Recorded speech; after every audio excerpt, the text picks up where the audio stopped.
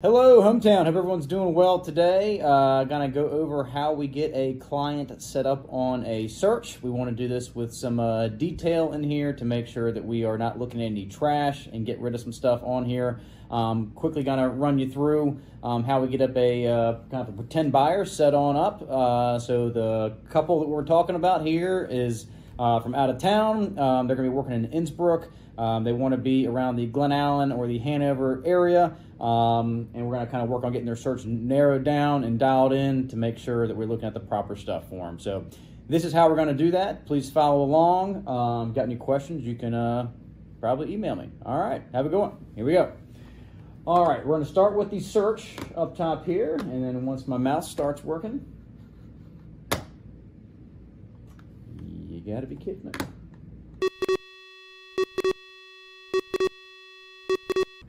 And we're back with a new mouse. We got this thing up and working now, so let's go ahead and get your search set up. All right, we're going to start up here, search residential full.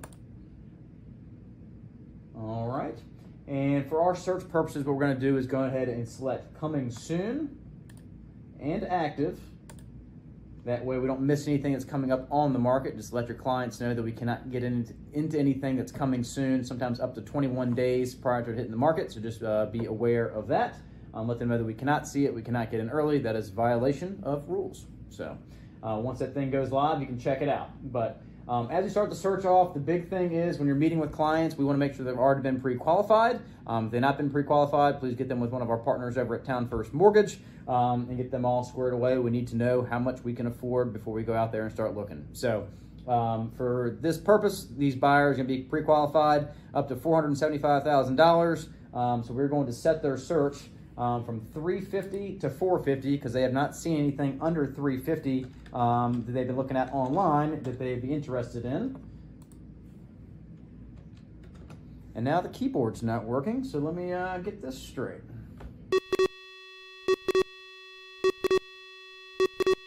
And we're back once again. Trash. All right. Back to their search parameters. So we are looking from 350 to 475.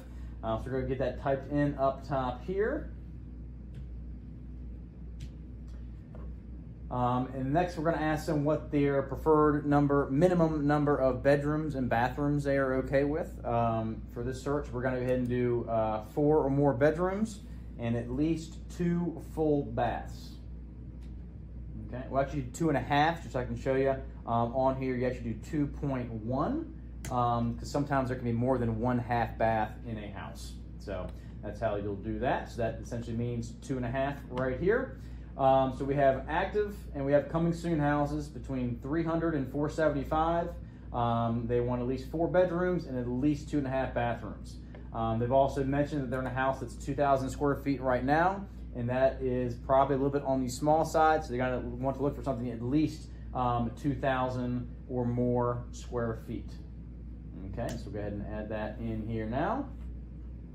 Awesome. Once we kind of have the main basics being kind of price, bedrooms, bathrooms, square footage, I usually like to go click on the map and just kind of give them an idea of what we have out here right now. And the goal of this is to kind of narrow us down as we get more in depth with their search. So as you can see here, we have a lot of houses all over the place. Like I said, they are going to be kind of stationed in Innsbruck as far as work. So they are going to be looking kind of the Glen Allen, Western Henrico area, also portions of Hanover. So the way we're going to do that, and over here in the county/city, we will go ahead and type in HA. That'll get us to Hanover. So we'll select that, and we're also going to select Henrico. All right. Now they're in the western portion of Henrico, so they don't want to be in the eastern portion of it. So we're going to cut off our different areas here. So we have our area map right here. We're okay with 22. That is going to be from Interstate 64 west of Richmond on the south side of 64. 32 is going to be Lakeside. 34 is going to be Glen Allen. And then as we get into Hanover, we have the western portion of Hanover. 44 will be the eastern portion of Hanover. And then areas 40 and 42 will be kind of the eastern portions of Henrico. So they do not want to be in the east end. So they want to be closer to Innsbruck. So we're going to take 40 and 42, and we're going to say not. So we're going to eliminate those ones from our search. As you'll see here, our numbers have started out from our very basics. I think we originally started this at 600 houses. We've gotten all the way down to 21 already. A couple other things as far as criteria goes on here. They definitely would like a garage. I go down here and select yes for garage. They definitely need to have one. If they don't have to have one, then just leave this blank. That way you look at both houses with garages and without garages.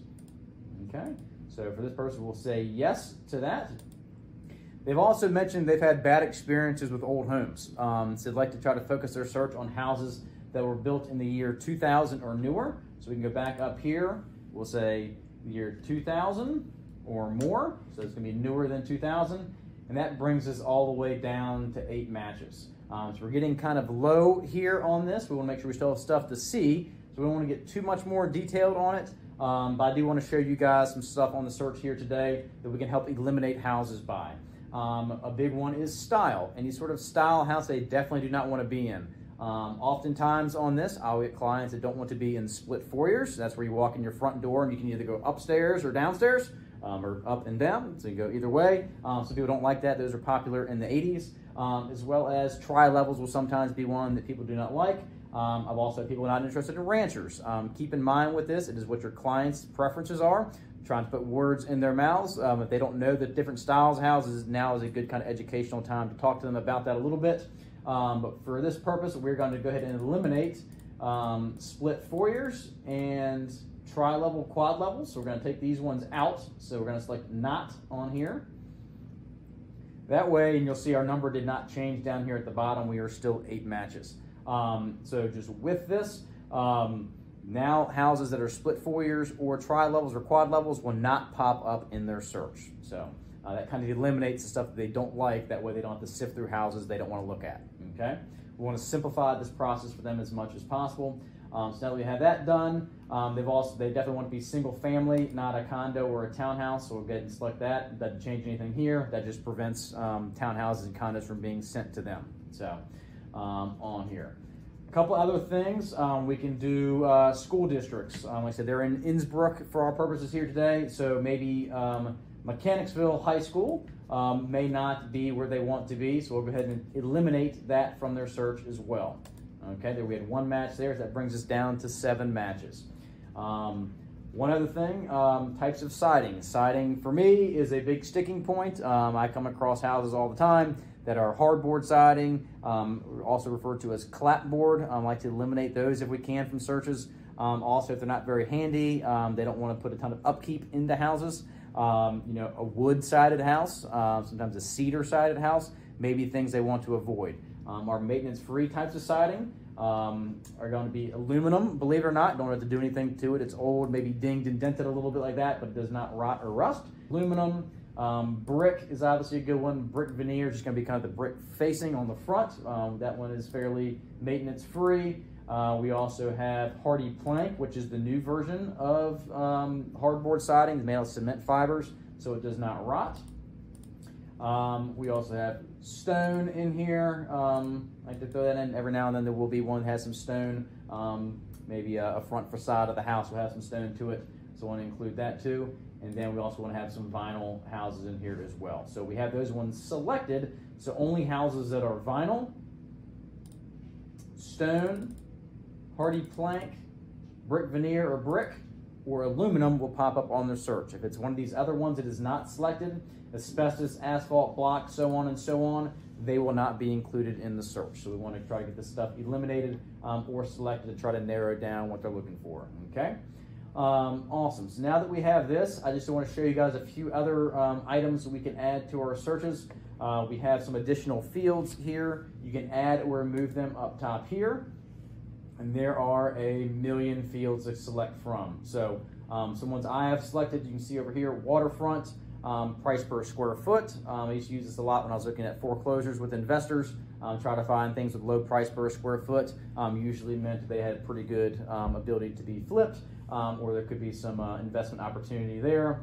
Owned by, this is going to be foreclosures, if it's going to be owned by corporate or individuals. I used to go through a bunch of foreclosed houses because I could get into them and preview them without having to reach out to the agent. not to worry about people getting out of the house, not to worry about dogs, anything like that, getting them scheduled. They're usually pretty easy to go through and look at. Heating and cooling, we'll kind of go back to the search here and kind of run through some of these ones and why we have them in our search. Sometimes these are only used one time, other times these get used fairly regularly. Heating and cooling here, I like sometimes people don't want to mess with oil heat, so we'll take out oil heat from the search, get that removed. Same thing with cooling. If it's got individual window or wall units, you probably want to remove those too. Like I said, these are all based on your clients' preferences. These are just some common ones that I have found we want to try to get rid of. If they're interested in new construction, we can leave in new construction and resale. Most people will only be interested in resale, especially for this price point. It's going to be tough to find new construction. So go ahead and select resale on here on that. And if your clients are interested in resale, make sure we let them know that the list price is usually the base price of the house. So if they see a new construction set up at $474,000, $950,000, know that price is probably going to exceed what they want for their max budget of $475,000. Okay. On here, if you're in an HOA or condo, we'll get some people who definitely do not want to have anything to do with an HOA. We can add them in here and say we don't want to be in an HOA. All right, for our search, we're going to go ahead and leave it in. Places on here, just keep in mind with some of these more detailed search parameters, we don't want to select too many things just because agents don't always fill this out 100% or complete. The house may have a fireplace. This one gets down to what type of fireplace on here. So getting too specific sometimes causes issues to eliminate houses that would probably work for them. We want to get our main components of the house scheduled on the search today. Okay. Maybe you want a pool. This is another category here as well. You can search neighborhood names. Some people don't want to have anything to do with septic systems. You can select that in and out by having this here. Age-restricted zoning or communities. If someone wants to be in a 55 and up community, they may want to have that selected here. So these are some of the other items we can add to our search just by adding the fields right up top here. So as we go back to our search, after adding in all the criteria, we only have 4 matches. When I get to the point where the number is this low, what I like to do is let the clients know there is still hope. There's going to be more than 4 houses out there. I like to show them everything that is under contract. We'll just let them know that our number from 4 goes up to 7. So there's a few more houses here. Then we look at things that have sold in the last 6 months. We go from 7 to 48. Since we don't have a ton to look at with our active matches, what I'll do is I'll pull the map up here. And that way we have our map here on the computer. And at this point, well, I'll ask them to kind of review the map. Is there anything on here that is too far out for you? They may say, hey, I don't want to be up towards Doswell, or Montpelier is too far out. So what we can do on here is we can go up to our draw a polygon, and we can eliminate an area. Let's just say, hey, they want to be kind of inside of Ashland Road here. They're not really too interested in Ashland, so we're going to go ahead and cut this out. Up by the courthouse is even too far, so what we're going to do is we're going to draw a big circle up here, and we're going to cut out all these stuff they do not want. Okay? So we're going to exclude this shape, so that'll eliminate those houses from their search. All right. On here, we'll be able to zoom in and see. Obviously, we don't want to show them a ton of houses that have already sold. We can go back to our regular search here, get it back to the active ones and the ones that are coming soon, and then we will go back and take a look at these houses on the map. Okay. As we zoom in here, we can go ahead and click on this one, listing, and now what I'll do is I'll roll through some of these houses with them, click on some of the pictures, ask about how their thoughts and feelings are on the house, and try to gauge what they're looking for as far as aesthetics. What they're looking for is a good opportunity to ask about neighborhoods, what they're looking for in a neighborhood. They want to be close to neighbors, or they want more space. You can add in things to their search like acreage on there that maybe is criteria that they need to have adjusted for them. So we go through here, we flip through a few pictures of the house. Like I said, typically I go through about 3 to 5 houses with the clients in the office when we're getting their search dialed in. Okay, so we'll go through all these pictures. I'll give them a brief overview of this one's been on now at $475,000. I usually let them know how many days on market has been on. This one's been on for just shy of a month. Sometimes that could mean it's overpriced. or it means this one's a little bit difficult to schedule. I'll let them know that they can see everything on this search form here, with the exception of agent-only comments. It's the only thing that does not really transfer over from your search as an agent to the buyer's portal, okay? And then as we go back up top here, agent single line, we want to get them saved and set up on their search.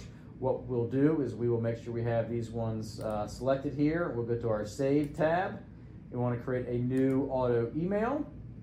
Okay, I'm going to go ahead and put my myself in here. So we'll do Kevin Long. Okay, oh, I can't type. Can't click. All right, maybe the shift button doesn't work on this, and here we go. All right, going to get myself saved here. So now I'm added as a contact. I like to be BCC'd on my clients' emails. That way when a new house hits their criteria, I also get it as well. That's also a great reason to make a phone call to check in on people. Hey, did you see that house just hit this morning? What'd you think of it? Do you want to go check it out? All right. We'll do housing matches on here too. And then for this, depending on if they are in town here right now, they're kind of hot and heavy buyers. I'll set this to ASAP. That way, as soon as a house that fits all their criteria hits the market, they get an email the second it hits the market, okay? We're not going to be waiting 3 hours to 3 days for an update on Zillow. This is going to be real live information. We want to get our clients to turn off their Zillow searches if at all possible. Same thing for Realtor.com, Trulio, any of those third-party websites. We want to make sure they're getting the information from us, the professional. It's real live information from no third parties. They're getting it directly from us and our MLS, okay? Most accurate, up-to-date information there is out there. So set this to ASAP. That way, like I said, we get the emails out right away and go ahead and get that saved, all right? So once we have the search saved, I do like to go ahead and show them their search in the portal. Sometimes it will be, we'll go to auto emails here. So I have a bunch of clients set up on stuff. We'll go ahead and take a look at Kevin Long's search we just set up here. We're going to open in one home. And now what we'll do is we'll help them kind of navigate how we use the search here. So this is kind of from the client perspective. Right now we're looking out in the middle of the Atlantic Ocean off the coast of Africa. So we'll go ahead and bring that back to the United States across the pond here. And now we zoom in and we'll have our matches up on here. So we'll go ahead and click on this house. I always let my clients know I like to have the MLS number of each transaction or of each house. That is the easiest way for me to look it up. When clients start texting you street addresses, street names, there's always stuff that's spelled a little funky, a little bit weird. They'll get the number of the house wrong, and then it makes it very difficult for you to track down and find. So we try to use the MLS number. I'll let them know that's highlighted right up top here at the very top. That is the number they will text me when they want to go see a house.